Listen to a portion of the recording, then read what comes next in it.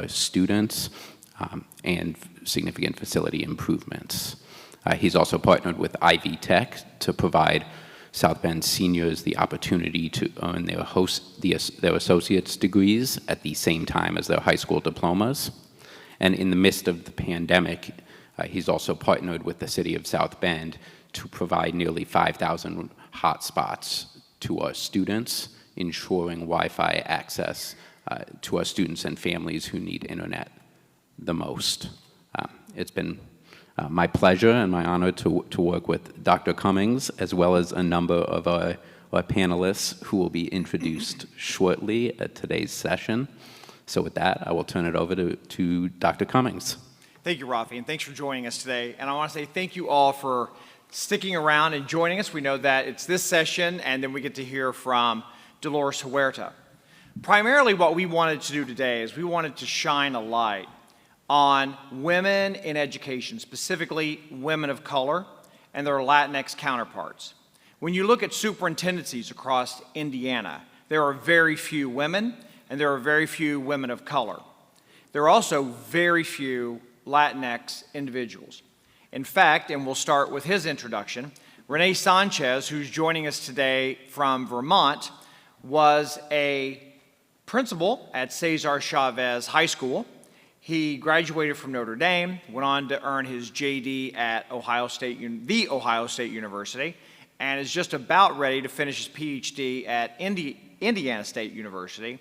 We hired Rene as our Chief Operations Officer, knowing he wasn't going to stay long. Clearly, he did not. Went on to be, just last year, the superintendent of the largest school district in Vermont. And so, Rene, it's nice to see you again. Thank you so much for joining us today. Thank you, Dr. Cummings. Happy to be here. Dr. Deborah Faye Williams-Robbins is the Deputy Superintendent of Fort Wayne Community Schools. And each of the panelists today have made my career easier. They've amplified. They've let me learn along the way. And Deborah Faye Williams-Robbins holds a J.D. in law. She also finished the Ed.D. from Ball State University. She has served in various capacities, principal, area administrator, and now deputy superintendent of the largest school district in Indiana. I had the pleasure of working with her, learning from her along the way, especially in her high school work, how she turned around high schools in particular. So Dr. Williams-Robbins, thanks for joining us today. Thank you for having me. Dr. Shirley Johnson-Jackson is with us today. She's the superintendent of Lake Ridge New Tech School, and we serve together on the Indiana Urban Superintendent Association, and she's doing amazing work. And so I'm thrilled to have her as a colleague. I first met her when I attended a aspiring superintendent conference, and she was my mentor, and she said, I'll never forget what she said, don't practice interview. She said, I'm warning you. I practiced interviewed, I got the job, and so I'm grateful for her leadership, I'm grateful for what I've learned from her, and I'm thrilled that you're with us today. Thank you. Thanks for having me. And last but certainly not least, I'm going to say is my sister, nearly Dr. Ramona Coleman. We're going to get that dissertation done. Ramona Coleman has a history of a special education teacher, a coach, and is currently Assistant Superintendent of Professional Learning in Fort Wayne Community Schools. And so she's very active nationally in Learning Forward. She is an expert in coaching, excuse me, in helping folks improve instruction, but get to the next level. I had the opportunity to work with Ramona for nearly a decade, and I would not be where I am as superintendent without her friendship and what I learned from her. So my sister, welcome today. Thanks for being here. Thank you. So I want to start really briefly, and we'll go now the opposite way, with a Twitter statement. So 140 characters or less. What were the highlights of how, Ramona, we'll start with you, the highlights of how you got where you are today in your career? Faith-based, being blessed with the parents that God chose to give me, and for them making education a priority for my family and especially for me, and then really placing great role models around me. We'll just go down the line. Okay. Well, just being in the right place at the right time, being prepared. Thank you again for having me. And let me just say my name for him one more time. I'm Dr. Sharon Johnson-Shirley, and I'm superintendent of Lake Ridge New Tech Schools in Northwest Indiana. But being at the right place at the right time means being prepared at that time. And you never know who's watching you, so get caught doing something good. I would say, as Ramona has said, that there were people in my path. I believe that what's for me is for me. And though I've sometimes tried to apply for or gather things that might not have been in my best interest, I've been led in a path that has prepared me for the next step. And that was through men, that was through women of all colors and races. And I just appreciated the work that they did and poured into me, seeing something that sometimes I didn't see in myself. And so it was those people that paved the path for me. Rene, we're on to you. So, thank you again. This is a great question. I think for me, it was largely having people see things in me that I hadn't seen in myself. And so being able to take their advice once they were able to offer it, and then listen to how they suggested perhaps you could do even more and serve even more students. And that's, for me, the big piece of making sure that I have the opportunity to suggest that to others and then also to mentor them along the way. So that's been key. So my next question initially was about failure, but I'm a firm believer that learnings in our career open up the next opportunity, or that we learn. So, Dr. Johnson-Shirley, what learnings have you had along the way as you get to the top of your career?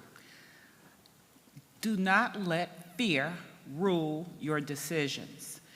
Whatever you want in your life, you have to strive for it. And along the way, and I've been in every role from teacher, principal, assistant superintendent, superintendent, different stages of your life prepare you for where you are now. I can tell you as a principal, as a teacher, I became a principal, but I never could get a position in the district that I was in. But I did all the work in that district. I mean, I had lots of opportunities to do feasibility studies for the superintendent. A lot of people liked the work that I was doing, a lot of professional development, but I never could get the principalship. And one day I decided no one will hold me back. Every lunch hour I spent working on my resume and going out for interviews secretly. And I got the job. And my principal, my superintendent almost fell out their chair. They didn't even know I was looking. But you have to do what you prepare for. You can't let anybody else control your destiny. And so my learning experience that led me to here is that follow your dreams. And again, I'm going to say this many times, if you are prepared, you just keep looking. One no doesn't mean you're not ready for the job. You take that no and say thank you, and you continue to search for your destiny. And we'll continue down the line. So this takes me back to a situation where I just knew I was doing a great job as in my first year as a principal. And one evening I'm sitting at my desk and I look outside and the lights are out in the outer office and there's a parent standing there. And she says, "Can I talk with you?"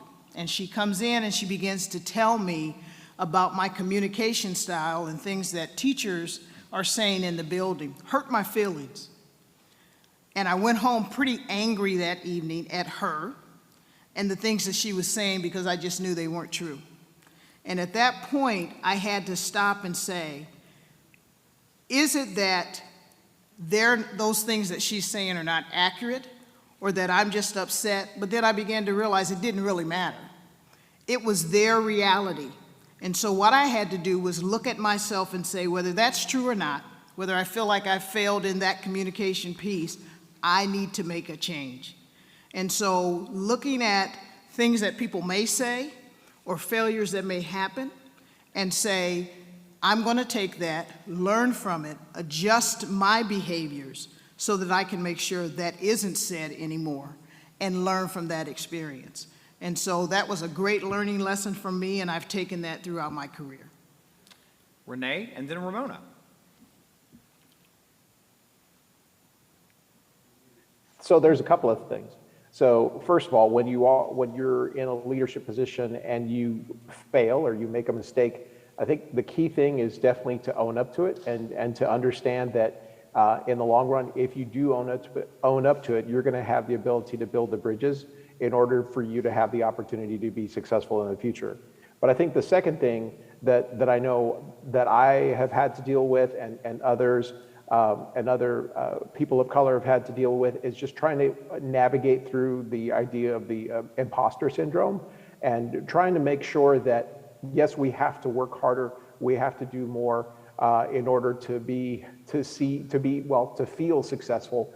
But sometimes we have to do that the same way just to even be seen as successful. But knowing that that it's a long game, it's a journey, making sure that we continue to do what's right for kids, that we can eventually get over it, and keep doing right by kids. Thank you. Ramona? I just think it's paramount that you always are in the role of being a learner and that others see you as being a learner alongside them. I truly believe in humble leadership, and so I believe that even when I think back to my younger days and my journey, and even when I had the opportunity to be on the journey with teachers, working alongside them and working with each other in the classroom, one of the things when I sit in this seat that bothers me more than anything else as a learner is that when I hear teachers, students, or parents, anyone else just use I'm just a teacher, or I'm just a parent. And I say, you're more than just, because as a learner, you're always that teacher trying to teach someone else. Just this past weekend, I had the opportunity to be at a gathering, and there was a young lady that I kept staring at her thinking, I know she's one of my students, a former student.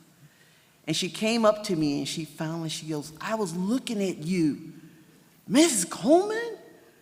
And she said, you know what?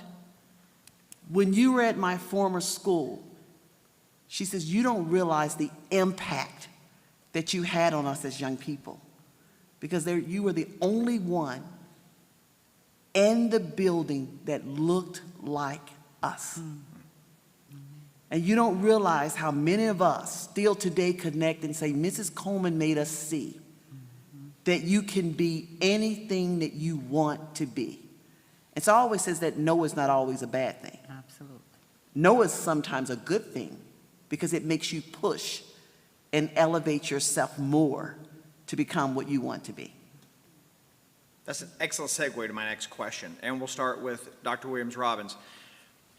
Now that you're at the top of your game, how do you support other diverse candidates to mimic your success? How do you, from what Ms. Coleman said, from teacher to AP to principal, how do you identify, identify, and support diverse candidates to get where you've gotten yourself?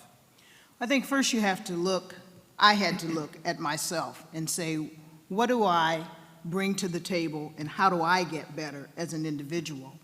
And then look around and see where are there folks that have skill set, that can grow, are interested in doing what, first of all, is best for students.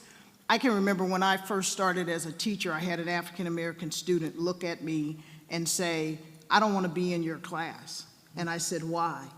And he said, because white teachers are smarter. Third grade student. That had been his life experience because the teachers who were in his school, the principal who was in his school, were all white. And so here I am, one of about 2 or 3 teachers on that staff. And so he only knew that the teachers who were white had been his experience and they were smart.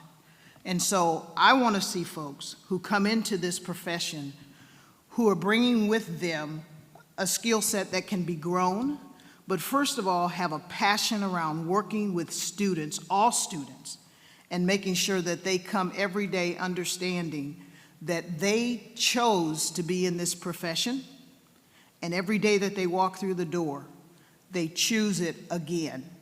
And so I'm looking for those people, and then how can I then pour into them and help them to grow and open doors and opportunities for them. Thank you. Rene, on to you. So in Vermont, and Dr. Cummings, you know this was also true in Indiana as well, but in Vermont it's very difficult to recruit, to find and to then be able to recruit applicants and administrators of color. Certainly here, this is so that's number one. Between the number of people who are already here, and then the cost of living, and just it's a challenge to be able to recruit others here. But that doesn't stop us from trying. And so every chance that we get, we're making sure that we are looking for opportunities to, whether it's going to job fairs or to make personal pitches, and also really looking at our internal, how are we hiring people? What are the systems that we are using in order to add teachers, add administrators to our system?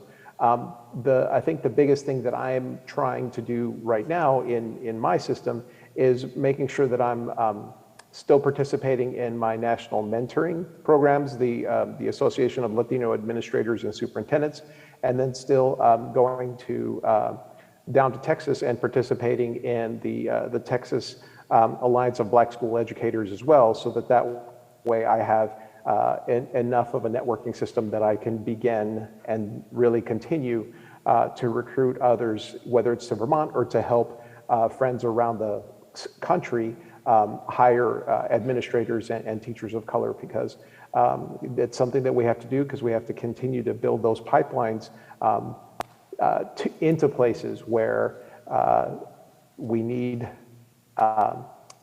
those role models for our students who are here, whether or not the teachers and administrators of color are here, our students are. So we need to make sure that we're looking out for them. Ramona?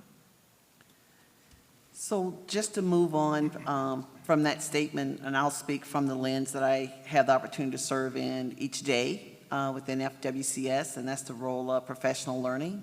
So I think it's a wonderful opportunity that I have to start with teachers new to our district. So really just that first arm of bringing in teachers that have experience or teachers with little or no experience, to make sure that we have mentors for those teachers, and then also to be able to share with them the different pathways that we do have for them within our district to grow. And so when looking at that we are a district of about 53 buildings, and we look at our 53 buildings and we look at whether it's women that's in position.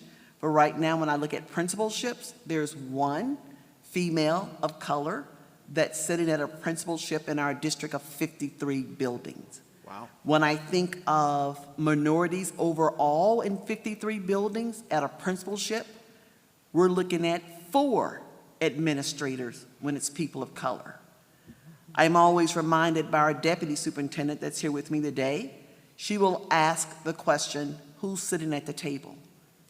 Who's helping to make the decision? So for me, and shaping that, it's really the leadership pathway programs that we have. So basically new teachers, and from new teachers, making sure that they understand that your role is starting here, but you have the opportunity to be a part of our Potential Leaders program. From our Potential Leaders program, you have an opportunity to be a part of our Aspiring Leadership program, where we actually give them the opportunity to engage in a residency for a full year with another mentoring principal. And from there, really ensuring that they're supporting. But I think my role is even bigger than that. We have to tap people and honestly go out and say, what's your goal for the next 5 years? Especially for people that look like me. Because sometimes, in all honesty, they're looked over. You get to the AP seat and you get stuck in the AP seat. You're not getting to the table with the other principals. You're not getting to the directorship. You're not getting to the cabinet level position. And most of all, you've got to have leadership. You've got to have a superintendent that believes that it's important to have equity at the table. And so therefore, coming from that professional learning lens, is how do I support that, beginning with teachers, classified and certified staff entering our pathways. Dr. Johnson-Shirley? Boy, this is a loaded question, and it's dear to my heart. I've even approached people here at this conference. Let me just tell you a little bit. This is my 37th year in education, and this is my 16th year as a superintendent. I didn't get here alone. So therefore, somebody helped me. I'm going to reach back and help others. But let me give you a little data. We have 292 superintendents in the state of Indiana. Out of that, we have 6 African Americans, 4 females and 2 males. I opened my mouth one day and I was talking to the director of the superintendent's organization, and I said that I am tired of coming downstate to programs and conferences and conventions, and the dais is always white. Now, that means people at the table are making decisions for me, and I'm not at the table. Well, when you open your mouth, it starts a whole nother line of work.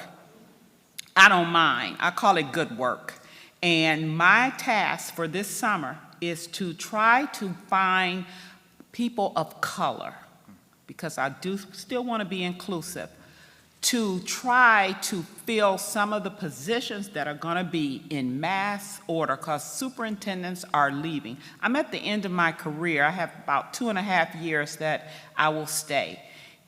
As the superintendent told you, I have volunteered for over 10 years in mentor program for aspiring superintendents. Every year we would take the best and the brightest, 35 across the country. And it predominantly African Americans, but we didn't turn anybody down.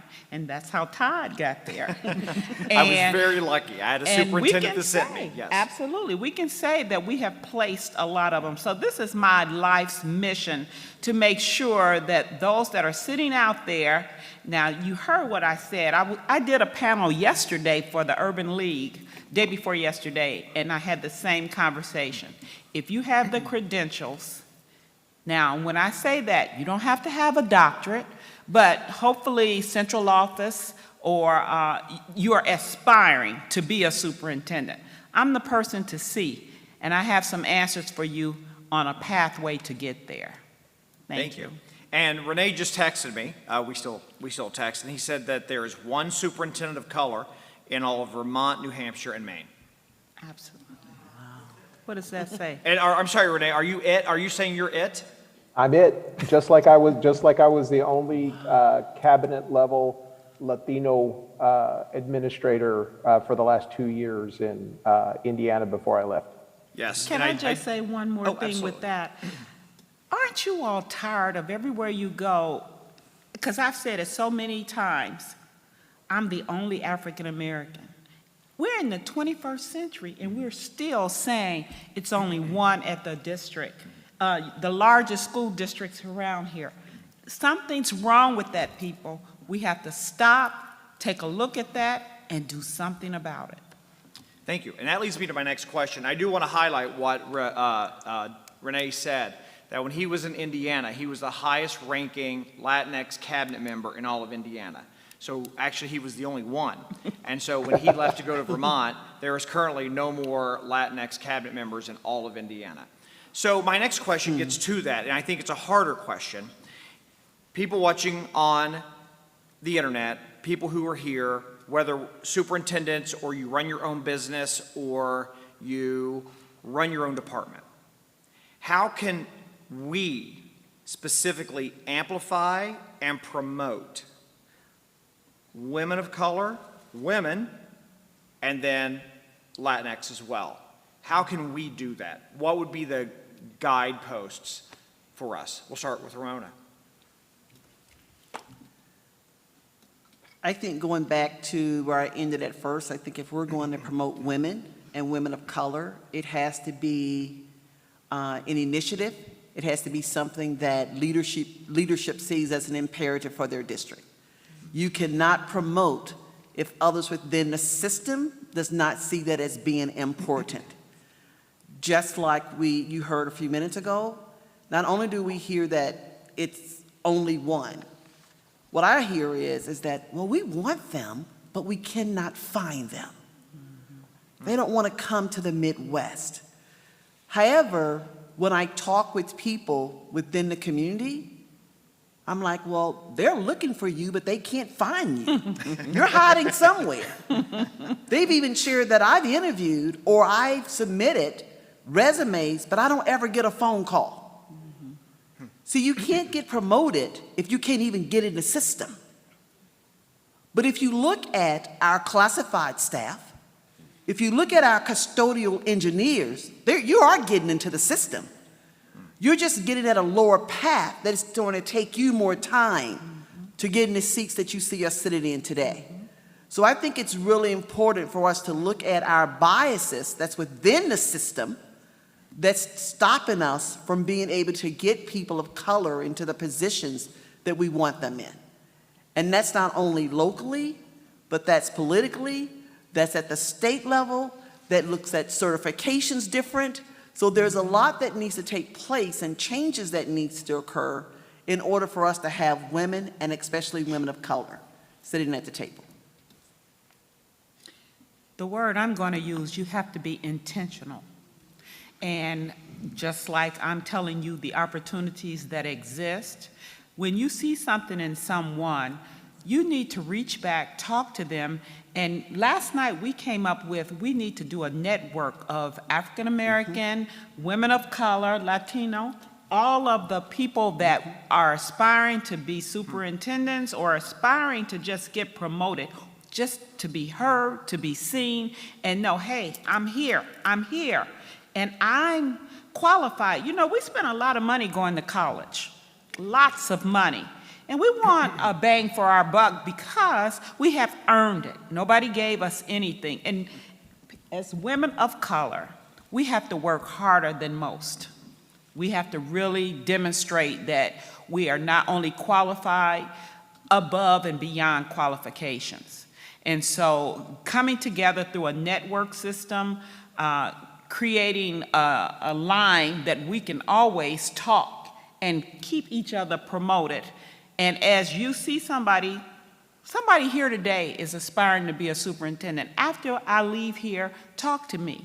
So if it takes one at a time, that's what we have to do. And we have to market our skills and tell our story.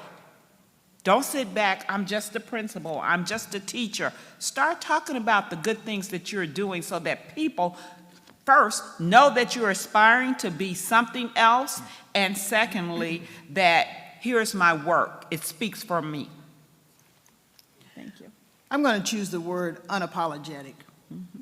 I think when you sit in a room and you see inequities happen, and you see that people are not being selected for seats, you have to unapologetically stop the noise. And Ramona mentioned that I've said, who sits at the table? I oversee the schools in Fort Wayne Community Schools, and I have directors who report to me. And inevitably, when we are placing principals, assistant principals, most of the folks that are being recommended don't look like me. And so I've said to them, we are not hiring that person, we're hiring this person because the qualifications are there. So I have learned, and I have a sign in my office at home that says, when I open my mouth, my mother comes out. And my mother was a person who spoke the truth. And I've learned over time that if you don't stand up, speak up, then people aren't going to hear what you think. And so you have to be unapologetic about the things you say and not allowing people not to be hired who are qualified for positions and will bring diversity for the young boy that I talked to that day who says, white people are better than black, I want a white teacher, because he did not see the value in himself. Years ago, I had my daughter's father-in-law gave me a bird called a sankofa. Comes from the Akan people in Ghana. And that bird stands for, its feet are facing forward and it's looking backwards. And it's about taking from the past, bringing it to the present to improve the future. And so we have to be like the Sankofa bird and say, this is not right. We need more representation for the children and we choose to serve. And I'm going to be the one to say something if that doesn't happen. Absolutely. And before we move to Rene, I think it's really important to point out how many times that these panelists have talked about students, have talked about putting their students first, have talked about teachers. And I think that it's important that not only are they at the tops of, these ladies are at the tops of their careers, but still at the tops of their careers, they're talking about teaching the babies in their district. And I think that's a very important point to pick apart and to really mull on, is even after all these years, even leading like they do in their district, they're still focused on serving their students. Sorry, Rene, I interrupted. Your turn. No, that's quite all right, Todd. So thank you. So there's a couple of things that I think that are at play here.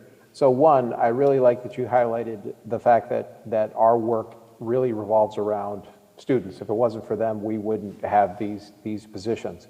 And I think that sometimes our systems are designed to really look after the adults.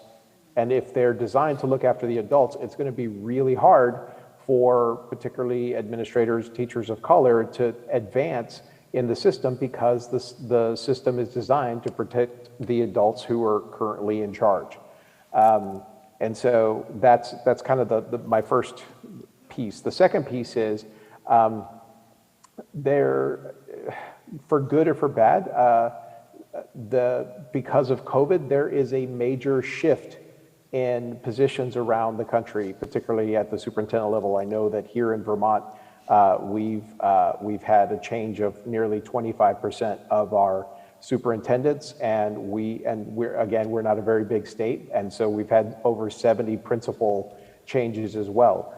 Given that we have 70 total districts, that's a lot of principals around the state. That being said, that is creating opportunities for others to come into the system, because historically people will stay in these positions for a really, really long time, and others have to wait. And if they don't have the ability to pick up and move around the country, they're just going to have to sit in that district and wait for the opportunity for that person who's going to be in that position for a really, really long time. And so I see this very much as an opportunity to really emphasize to those that we are mentoring, for those who are hungry to take on that next role, that advancement, is that this is your time. We would love to be able to help you to that next step, and even show you that next step is the right step to take. So don't be afraid, contact us, and we'll help you reach your goals. So as we begin to wrap up, for those who may work in schools, may run their own businesses or their own departments, make a case. Why should we have more women in the workplace, and what do I get out of amplifying and enriching my department by hiring women? Dr. Johnson-Shirley. Well, I want you to repeat that. That was loaded. So for those who are here who may run their own departments, who may run their own schools, who may run their own businesses, who've listened today, they look around, they don't have as many women employed as they should. They don't have as many people of color employed as they should. Make the case. Why is my business school department better with inclusion, whether focusing on women or minorities or both? Why is my workplace better when I invite women and people of color to the table? First, I don't think it's just about hiring women, because I don't want to just hire anyone. I want people with the right credentials, the women that have been dedicated, to come in with the right attitude to do the work.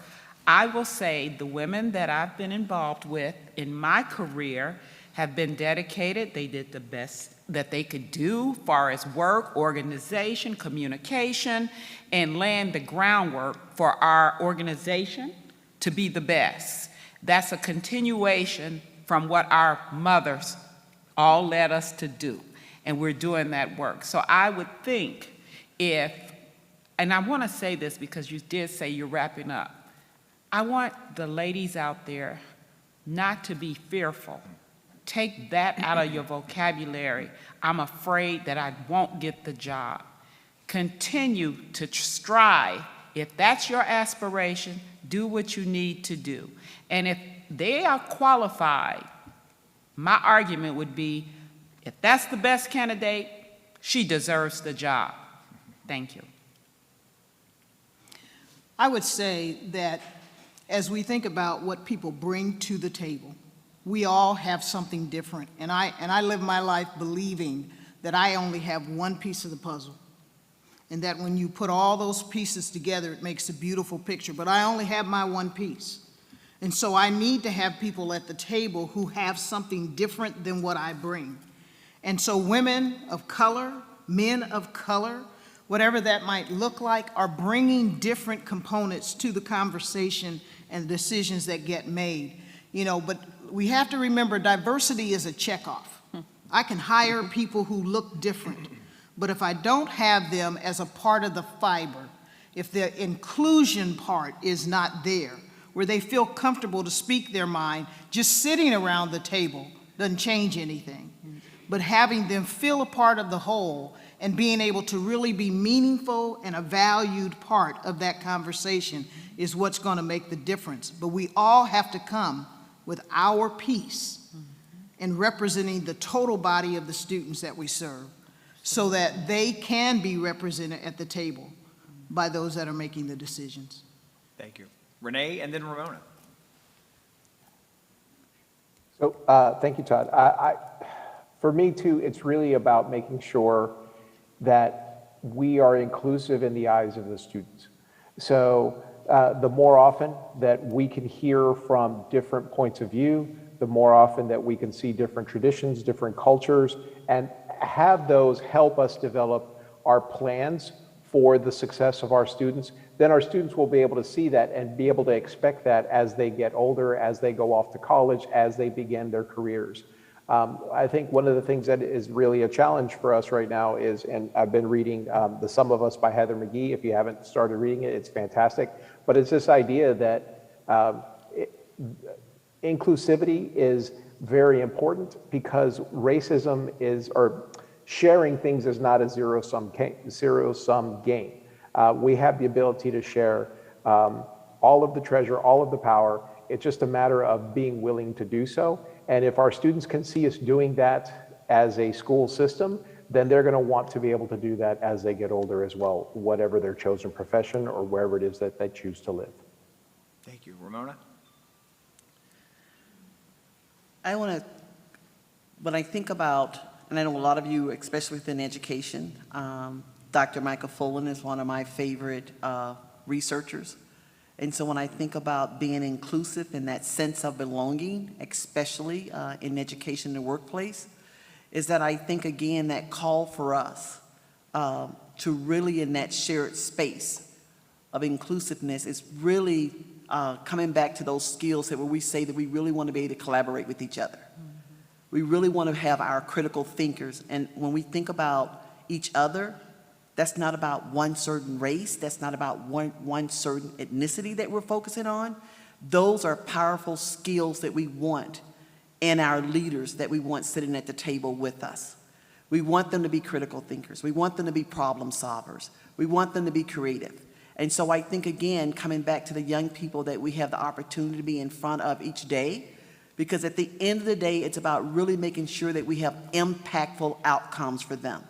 And we cannot do that unless we have resources. And when I think of resources, I'm thinking about people also, and especially people that look like them, that's in front of them. And I'm going to give the last name because I can't remember the first name right now that I'll end with, but I had the opportunity to attend a conference. And one of the keynotes there with the last name of Murdoch, it was about how are you being a disruptor in your community with OR? How are you as a leader? And so one of the examples, and I still keep this close to me since going to that conference, is that basically think about Uber, think about Lyft, someone decided and had the power to say that I'm going to do something different, and we're no longer going to have to purchase cars, but we're going to actually have other people to purchase cars and still have the company that's there. So I think thinking outside the box is really how do we attract the talent within our system, keep the talent within the system, and this is what I'm going to end with: be bold, be courageous, be confident, and use your voice to speak up for others, because you are at the table that they're trying to get to. I just want to say this has been a masterclass in either ascending to the superintendency or getting to the top of your own career.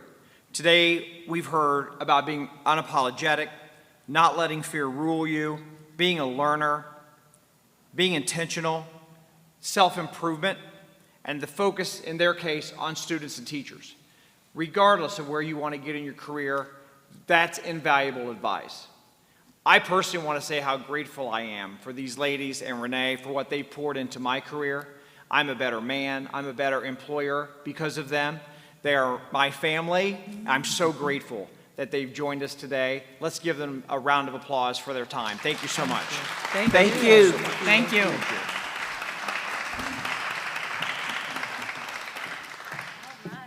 Well, what a fantastic story. A couple of great sessions that we've had, and now this session. And they gave us straightforward information, didn't they? Let's give them another round of applause. I mean, I've seen them all throughout the conference, and boy, they're riding heavy. And so, but I would like to also recognize my superintendent, Dr. Todd Cummings, who walks the walk and walks the talk or talks the walk. But, you know, I'm to you and the work that you amplify, because this is a space and a world for all of us, and I believe in us increasing our capacity to be effective with everyone. And so again, we want to thank you, and we look forward to having you back again. Thank you. And so, yes.